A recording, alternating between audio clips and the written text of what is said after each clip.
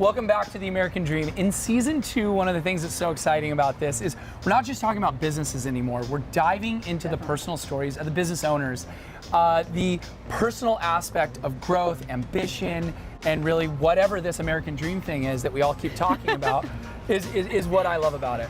And I think that's my favorite part. Being able to help host these segments, you get to find out who people really are. And I think having the shift now, being out here in the real world where it actually happens, you get to dive into people's story just a little bit more, see where their passion comes from, see what they do every single day. It makes sense. Why didn't we do this earlier? It's a good question.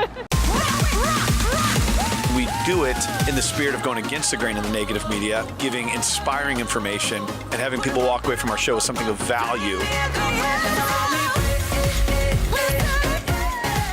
You're seeing a disruption in both the real estate and the mortgage space. A lot of people are just not willing to put in the work. What video does is that it demands an emotional response. You know what I love about the show? It's totally unscripted. One of the things about a company like ours is, as we're showcasing the American Dream, we're also learning about the company itself, right? Absolutely. So I think listening and learning is what really makes entrepreneurship and companies better. Yeah. And then it catches like wildfire. So who knows who they're going to inspire next. And it's just, that's what entrepreneurship is all about. Absolutely. Being in 23 cities with New York City right now is such a huge accomplishment. And we're going to film today's show at Bootlegger is great because Errol, the founder himself, actually came from very small beginnings and became something really impressive. I cannot wait to meet him. Yeah, well, I'm excited. Let's go meet him. All right, let's do it. Hi there. So nice to meet you. Absolutely. Oh, congratulations, brother. Thank you so much, and welcome to Bootlegger. Thank you. I mean, we just talked a little on the way here, but congratulations on your success. Thank you so much. Well, I wish I could take it all, but we have a great team here, so. Tell us about this establishment. Like, what was the idea? You call it Bootlegger, you had it on this corner. I mean, what was the concept? Well, the great thing about Bootlegger, it's just a culmination of a lot of things. Yeah. So, I don't know if you knew this, but there was 2 other businesses, bar restaurants that were here prior to us, but we just hit it really well. My partners, all coming from the bar industry, really wanted to do our own thing, and we just happened upon this and really brought something special to this corner of the neighborhood, and we're just been excited to have.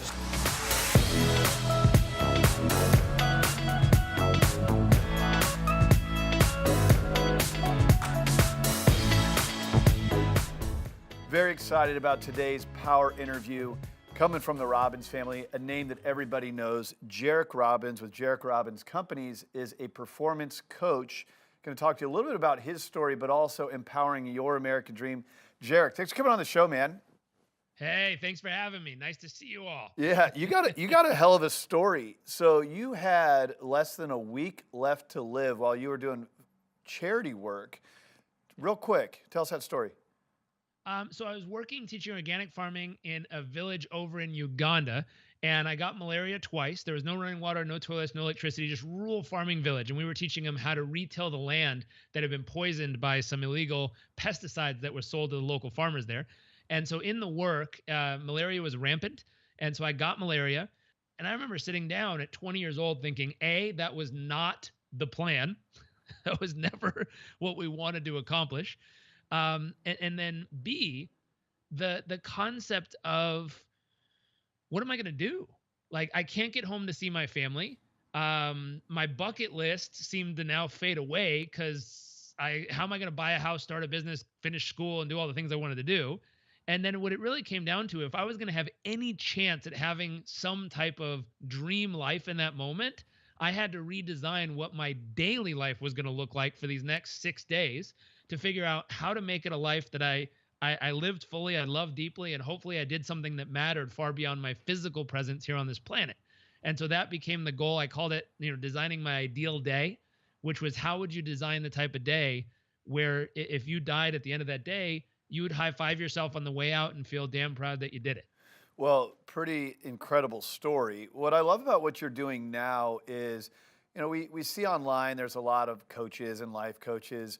You're niched in a unique way where you're a performance coach. So you work with entrepreneurs, business owners who already have their act together, but you're actually enhancing their performance. Explain what that means to you. So it's really simple. We look at people who, like you said, they have their act together, they're doing good, but deep down inside, they know they could be doing better. And so we look at them and we look at them from a human standpoint and say, how's your sleep? You know, the sweet spot for sleep is 7.5 to 8 hours of sleep per night. If you're getting less than 5 after 2 days, you're considered cognitively the equivalent of being drunk in the way you psychologically make decisions and perform. So Wow. 7.5 to 8 hours of sleep. And is it high quality sleep? Are you getting high REM sleep, which allows your glial cells to cleanse your brain and get the neurotoxins out? Are you getting deep sleep, which replenishes your body and makes you stronger and more capable and replenishes you for the next day? So we use a meditation device. It's a medical grade EEG scan of their brain every morning. I have a dashboard that I can see how well they're able to calm and clear their brainwaves every morning. So we know that they're able to stay aware of the chaos, yet totally focused on the task at hand. And if you can't do it for 10 minutes in the morning, I guarantee you can't do it throughout the day. So what's, that kind of what's stuff. fascinating about this, Jairek, is you're not just speaking on stage and giving rah-rah around, you need to eat right, be healthy. You're actually measuring these things, and like a athlete, you're measuring performance and looking at the analytical things on this. Exactly. We're tracking the data and we're looking at metrics and we're looking for what's real. My thought is I consider every one of our clients or people we work with as a performance athlete, just like an Olympic athlete. If you were to show up at Olympic training camp, the first thing we need to figure out is how fast can you actually run if running is your sport. Sure. So we put you on the track and we measure you. We figure out what your sleep looks like, nutrition, mindfulness. The one I didn't get to, which is interesting, is even your breath pattern all day. There's a little device that goes on your belt, tracks your breathing pattern, and it tells us when you're calm, when you're focused, and when you're tense. Now, people like to take pride. I've had entrepreneurs and investors and hedge fund managers go, oh, I'd probably break the thing. I'm so stressed. But here's what's wild. If you think of the 3 worst business decisions you've ever made and how much money you've lost, I guarantee it was from a place of being stressed and not calm or focused. And if I could prevent you from losing that amount of money just by helping you notice you're stressed and getting you to breathe and get back to focus, boom. It's amazing what it does for people. Jairek, thanks so much for coming on the show. You got an incredible journey. I know the best is still to come with you. Thank you for sharing it on our show here today. We'll have you on again soon. Appreciate it, man. Of course. Thank you. Thank you. All right. What better illustration of the American dream than Jairek Robbins? What a great story. All right, more of the show coming up next. Wow, they're killing it in the market. Speaking of killing it, how you doing here? Bootlegger's crushing it. All right? Yeah. So I've been staring at this bell all day. What's up with the bell? So funny story is when we first opened, as you can tell, there's a fire truck going here almost every 5 minutes. We wanted to do something with that. And at the same time, this new spirit came on board, called Fireball. I'm sure you've heard of it. I love Fireball. Yeah. So every time the fire truck comes around, we do this. $4 shots of Fireball, and the place goes nuts.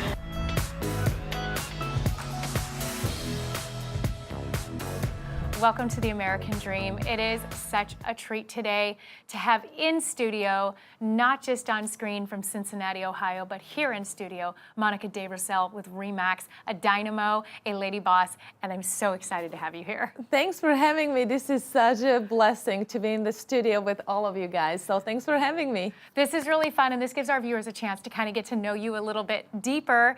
And you are living the American dream. You are a dynamo in the real estate field there in Cincinnati. You are just like known. You've got so much business, but I want to go back a little bit, and why don't you share how that started? I would call it God's sense of humor. When we got transferred to Cincinnati about 15 years ago, I got my real estate license so I can just learn and help family and friends. My first year in real estate, I sold 1 house and people begged me to get out of the business. So it was a long journey, but well worth it. So when did you come to America though? So I came to the United States at age of 21 from Czechoslovakia that no longer exists. And I can truly say that I have been blessed living American dream. I have wonderful family, amazing career in real estate, and I'm helping clients to fulfill their American dream, finding their dream homes. So fast forward now, you're saying the first year was a struggle. You only sold 1 house the entire year, and now you are selling house after house after house. Like 10 a month at least, right? That's about the average we sell per month, yes. So how did you get from A to Z here that you've done so successfully in your career? I think the blessing was having extremely strong corporate background. I worked for 3M company, had phenomenal corporate training with Six Sigma, an analytical approach to the business. So when I got my real estate license, real estate gets very emotional. It's your home. So people emotionally react to what's the right price to go on the market. And having that analytical approach, showing clients, I understand you wish to list your house at this price point. However, the data shows this is the price tag that we need to go for, was a big benefit to price houses right and get them sold right. So my reputation grew as, if you want to hear truth and get it sold, call Monika.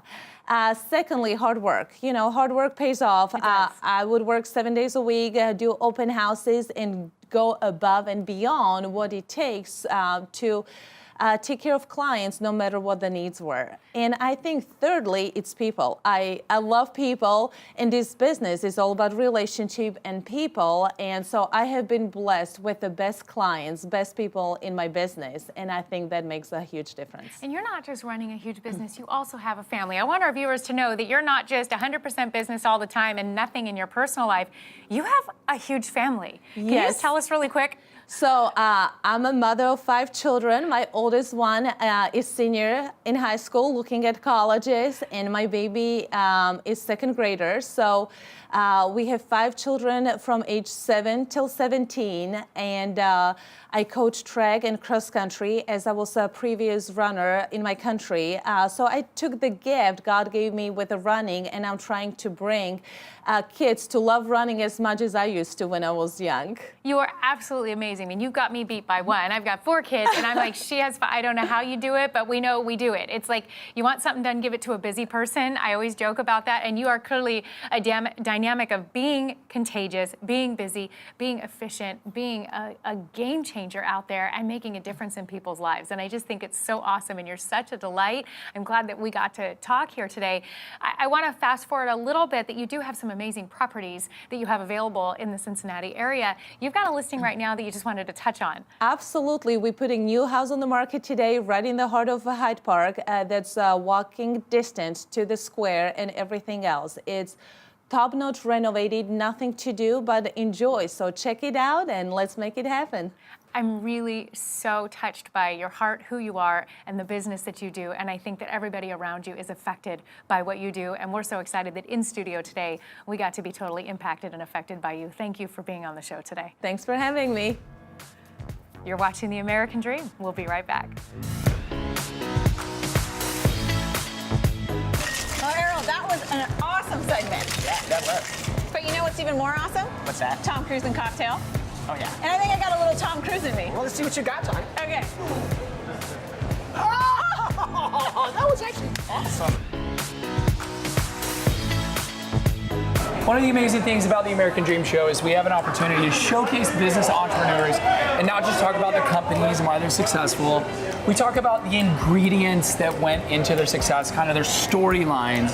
And before we kick to this segment, you showed me how to make your signature drink, right, which is The Broken Butterfly. The Broken Butterfly. And I thought it was so appropriate because a drink like this takes a lot of simple ingredients to make an amazing thing, just like a company or a great story. So I'm gonna try to recreate this drink right now, while Errol tells us how he went from barback to tech entrepreneur in 10 years. Yeah. Started off as a bar back way back in Maryland before I moved out here, and I used working in the industry just to get me from A to B, pay my way through college. Yep. Through all that, I really learned what I really enjoyed in life. I mean, I did try different things. You know, I graduated in finance, worked in the finance world, even my hand in the real estate. I worked as an LO for a couple years, in 02 to 07. But through those different changes, through the markets and everything like that, I always came back here. Yeah. And fast forward to about 2009, when even though the market was not as great as it should be, the hospitality industry was thriving. Sure. So a lot of downtown venues that you'd see, I actually had my hand in helping open. So my first sidebar was one of the smaller clubs, and then Stingaree was a larger one. Yeah. And so that story kind of followed me a long way through it, just all the connections and contacts, and kind of how we started Bootlegger through all my friends that worked in the industry. But through all that, I noticed one thing that was always a consistent problem. I was getting about, at the time, 20 to 30 phone calls, emails, texts a day from friends, even fellow business owners in the industry, to finding a job. I never saw anything for like I'm a going bartender. for the booze right now. Go Is in. that okay? Yeah, go Keep in right going. there. You're doing great, by the way. Yeah. This is the longest drink ever, but we love it. I'm listening and making. Yeah. Could you imagine if you were a bar patron? Yeah. You would walk right out the door. Well, this is what we do every day. Yes. Yeah. But much faster. Yeah, exactly. So talk me through it. Yeah, so in about 2014, I was opening up a nightclub called 80 Nightclub, which is no longer there, which is the ups and downs of all businesses. Sure. Yeah. Failure is important in success. Yeah, right? yeah, I learned a lot. We had about 1,000 applicants come in, and my partners and I at the time, it took us forever just to find our core people. Sure. And so with that, we were trying to dialing in the sketch of what industry was going to be, and that's where I found my business partners. I'm stoked. Yeah. Well, So let's get this drink so going. this is moment of truth. Yes. Do I flip this over? You're flipping it over, Okay, I'm flipping it over. and this is where you get to be Tom Cruise. Tom right now. Cruise? Yeah, exactly. Do I look like Tom Cruise? 100%. You know, here's the thing. I don't look like Tom Cruise, but I am taller, and I think about that when I Yeah. compare myself to Tom Cruise. I'll be At least honest. I'm taller. One of the reasons why I wanted a bartender is cocktails. It's cocktail, of Yeah. course. Yeah. Okay, so- But see, I didn't want to be at TGI Fridays in Manhattan. I wanted to be down in Bermuda. Oh, yeah. Yeah, meeting Yeah. girls wearing like flowy white stuff, on vacay. Yeah. So what do I do? Okay, so That's I a grab strainer. this. Uh-huh. Okay, and then pour it. Yep, strain it out. So will you try this and tell me if I did it right? Okay, well, that's definitely something else. But it looks pretty. It's the right color. Oh, that's such a bartendery thing. Oh, yeah. Is it good? Yeah. I want to do the bartendery thing. Yeah, see, All right. that's tasting it, so you're not putting your thing in there. That's how you taste That's not that bad. No, great That's job. not that bad. Thank There you you. go. And one of the cool things about the American Dream is everybody has their own interpretations of it. While we're at your bar, you have all these great patrons here. I thought it'd be fun. Why don't we ask these patrons what their version of the American Dream is? Hi, guys. Hey, how you doing? All right. So, you volunteered. What's your version of the American Dream? I think my version of the American Dream is being able to pick your passion and being able to follow it until you make something that you've created in your head for so long come to fruition. What's your interpretation of the American Dream? You know, I believe if you have a dream, you go for it, you achieve it, and you kind of put it out there. You gotta put yourself out there. That's pretty much it. Live and laugh with friends and people that you meet each and every day. Being able to start from nothing and make something out of it, right? You're not stuck in any kind of box. To laugh as much as you want. Profound. Cheers. Thank you all so much for being involved. So there you have it. Those are so many different versions of the American Dream. Right now, we're going to showcase one of the best brokers in your market. Check it out. Welcome to the American Dream. It's always wonderful when we get to introduce to you Adam Gregory. He's a realtor with RE/MAX Affiliates. He's with the Pat Gregory team. Great to have you on the show again, Adam. Great to be on the show. You always have awesome advice, and today we're actually going to talk about the difference between home maintenance and home improvement. I know there is a difference, but why don't you explain to us what that really is? Well, it's a thin line. There's a lot of things that people think of as home improvement that's really more home maintenance. If you add a new roof or if you get a new furnace, those are things that they're actually not really home improvements. They're home maintenance. They're things that if you don't do, you actually lose value. But just because you did them doesn't mean your house is worth that much more or what you spent on them. Whereas home improvements are, you redid the kitchen, you redid the bathroom, you added a garage space. Those are home improvements. And then even within that group, home improvements wise, there's things that are a little bit more dollar productive. And then there's things that are just for you because you wanted them. Sure, we always have those little cosmetic things that are just because that's what we want to live with. But what are the advantages and disadvantages with both of those? Well, home maintenance is not really a disadvantage or an advantage. It's just a necessary evil of owning property. And people kind of need to be ready for that when they go into the position of becoming homeowners. Home improvement, now that's something that you may actually want to discuss with your realtor or someone in the field that can guide you on where your money is best spent. I know that's something that we do when we go to discuss a listing with people. We come over and they say, hey, we want to fix the house up and get it ready for market. Where should we spend our money? What's the best bang for our buck? And that's something that your realtor should be able to guide you on and really put you in the right direction with those types of things. But there's other things that, hey, I want a really nice man cave in my basement. Well, that's just not something that brings a lot of return for the investment. If you want it, it's great. And does it add some value? Absolutely. But it doesn't bring the return that, say, a new kitchen would or a new bathroom would. Other things like a swimming pool, like, great, you want a swimming pool. Now, you might find the one buyer or two buyers that, hey, we really want a swimming pool, and that helps sell your house, but it's not something that you're going to get, your investment out of. It's more something that you wanted, that you invested in your house, and it's great, but it's not something that's going to bring you a huge return on investment. Now, that's only true for certain areas, like, say, San Diego, for instance. A pool there is probably almost a necessity because the weather's nice all the time, but we have about a 3 to 4 month pool season here for most people, and that's just not something that people are super avid about here. So it is good that people talk with you and they're real estate professional regarding how to manage really that return on investment, and is this wise or is this not wise? And I'm glad that you've definitely touched on that. Speaking of an investment, you happen to have a great new listing that you wanted to share with us. Why don't you give us the details? Yeah, 1700 Ella.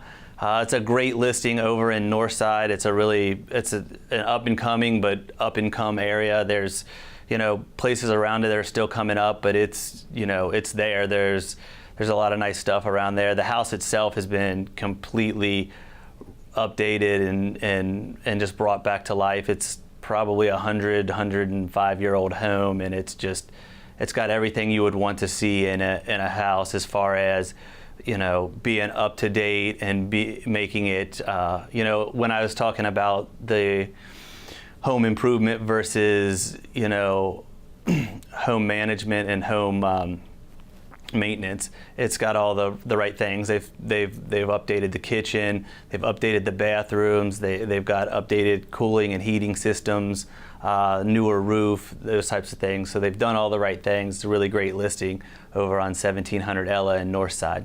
Well, it sounds like an awesome property. Thank you so much for bringing that to us today and sharing it. Always a pleasure to get to talk to you and hear your great advice. Thank you so much for being on the show. Thanks for having me. This is The American Dream. We'll be right back. Hi, I'm Lisa Phair from Lisa Phair & Associates and Coldwell Banker West Shell. As a realtor, the #1 question I get is what's going on in the market.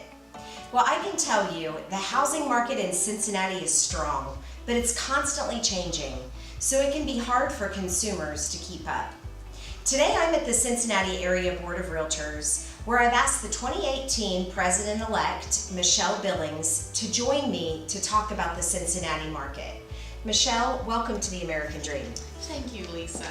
According to a press release, July was a record month for Cincinnati. When compared to 2017, average home prices rose by more than 7%. But inventory also rose in July by more than 5% when you compare it with 1 month prior. Given these figures, how would you describe the local market? I would describe the local market as strong. We're still not seeing a balanced market because we have more buyers than sellers currently, and so we're leaning towards more so of a seller's market. However, I will say a lot of times you see a rise in the inventory due to people transitioning for schools, or they're relocating into the city for their new jobs. So there's just so much that there is to do, from downtown to the neighboring communities. If somebody was moving into this city or they just recently got here, what would you tell them they have to look forward to? I think I would tell them they are going to be surprised by how much the city has to offer. We are a diverse city. We've become a very inclusive city, and we're very well aware of what we need to work on as a city. But moving into Cincinnati, you're going to feel like you're moving into a big city with a small town feel. There's such a sense of community here.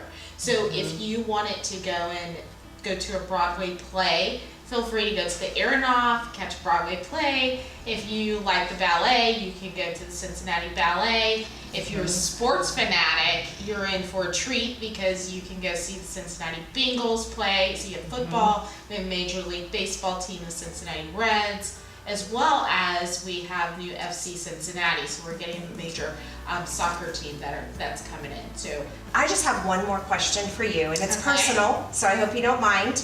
I'm just wondering what your vision is and what you're looking forward to doing next year as the president of our Cincinnati Area Board of Realtors.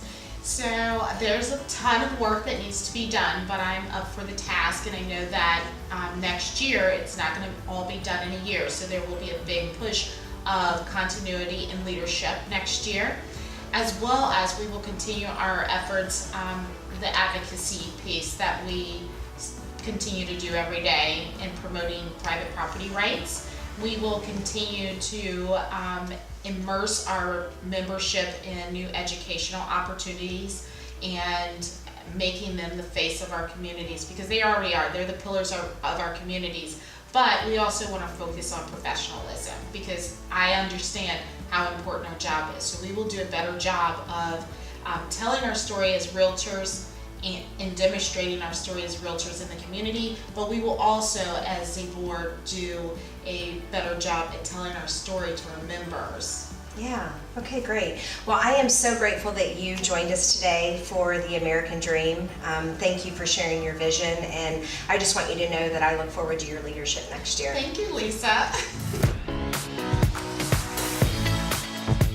Brand new article in the Wall Street Journal that just came out today talking about the super rich, billionaires with a B, and how they handle purchasing their new homes. And they do it with a mortgage, surprisingly. Now, these are folks that could buy these homes, many times over with the amount of money that they have, and yet they take out a mortgage. So why is this? Why do they understand, or what do they know that average Americans don't know? Well, that is OPM, the power of other people's money, using leverage and arbitrage to their advantage and to create additional wealth. Think about it this way. It's just like your local bank. They might pay you 1% on a CD or a savings account, and then they turn around and lend that money back out at 4% and 5% and 6% for car loans and home equity loans and things like that. So you can become your own banker. Don't pay cash for a house. Don't put a big down payment down. Take a mortgage out at a nice tax deductible interest rate and keep that money invested for retirement or what have you. So feel free to give me a call, shoot me an email or text, find out how much you can get pre-approved for the home of your dreams, and create some real wealth for you and your family. This has been Ryan Kiefer with Prime Lending and your Mortgage Minute. Hey guys, we're back for week number 4 of what is a title company and why do you need one? So last week we touched upon the different types of liens that can attach to a property. So to piggyback off of those liens, that leads us into another aspect of why you need a title company, and that's for the title insurance. So remember, title insurance protects the lender. It does not protect you. If you choose not to get an owner's policy, and if some of those liens that we discussed before come up, the new owner of the property could get stuck with those liens. Buyer beware of taking shortcuts and not getting an owner's policy. Hop on our website and our Facebook page to learn more in detail about owner's policy coverages. We're Ken and Tina Martin with Priority National Title, and that is your title tip of this week. Well, that was a really inspiring show. I think one of the cool things about this new season is the American Dream is going out in the field, and we're checking out business owners as they're doing some unbelievable things. Bootlegger here in California was a great place to have this show hosted. Tawny, what was your favorite part? My favorite part was honestly meeting Errol. I've been here so many times and just have no idea about the history behind it. It's just been coming and having great drinks and food, but to be able to know where he came from, and he never stopped, and he's still growing. Yeah. And the drink? And the drink and the broken butterfly is amazing. So yeah, I'm excited for it all. Yeah, that's the fun part about this business, right? Is you have alcohol. I don't think you can do that in real estate. Without it, where would you be? A cause of and solution to all problems. Maybe not in business, but thank you everybody for tuning in. Tawny and I had a great time at Bootlegger here in California. Thank you to Errol, and catch you next episode.